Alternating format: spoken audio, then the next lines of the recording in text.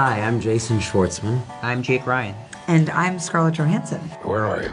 Asteroid City, Farm Route 6, Mile 75. Hey everyone, I'm Jeffrey Wright. Junior stargazers and space cadets.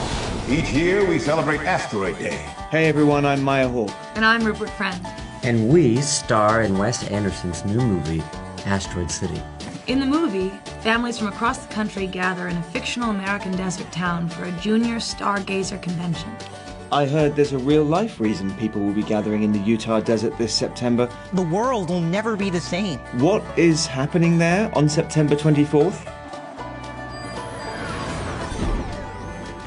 September 24th is going to be a historic day. This is NASA's first asteroid sample return mission and the biggest sample return beyond the moon. Shortly before 9 a.m. local time, the OSIRIS-REx spacecraft carrying precious samples of asteroid Bennu will release the capsule into the atmosphere to lower the samples down to the Utah desert, where scientists are anxiously awaiting the return of these materials. Wow, that sounds like the plot of a science fiction film. It's incredible that a spacecraft can go to an asteroid, grab some pieces of it, and then bring them to Earth. So what will NASA look for within the asteroid sample? These pristine asteroid materials will be studied by scientists from around the world. We're going to be looking at the minerals, we're going to be dissecting the rocks, looking at it mineral grain by mineral grain to learn more about how the solar system formed and evolved. We're also going to be looking for water to try to understand how our Earth's oceans came to be.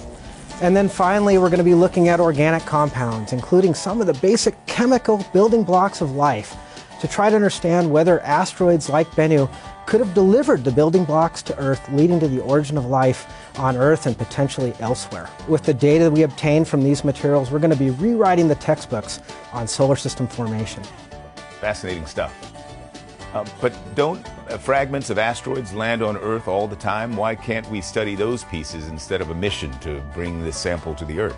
Yeah, that's a great question. I mean, in fact, the Earth is constantly being bombarded by fragments of asteroids in the form of meteorites.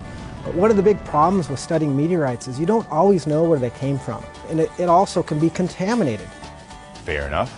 It makes sense that we'd want to study something more pristine. So how will NASA protect the sample once it's on Earth? And can I have some? Oh, I wish we could have some of these samples. I wish I could bring one home with me to put on my dresser at home. But the reality is these samples will only be for educational purposes in scientific research. The samples will be transported to the NASA's Johnson Space Center, where they built a special curation facility just for keeping these samples safe and pristine.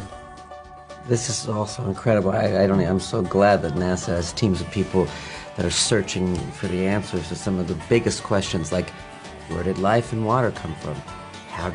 Where did our solar system come from?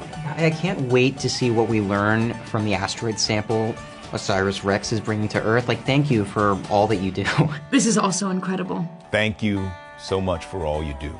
Well, you just said that name. You just said OSIRIS-REx. That was the thing. That was That was kick-ass. How did you do that? I was like, what is this phrase? I was like, OSIRIS-REx. OSIRIS-REx. Yeah, OSIRIS. It was great. It was great. OSIRIS-REx.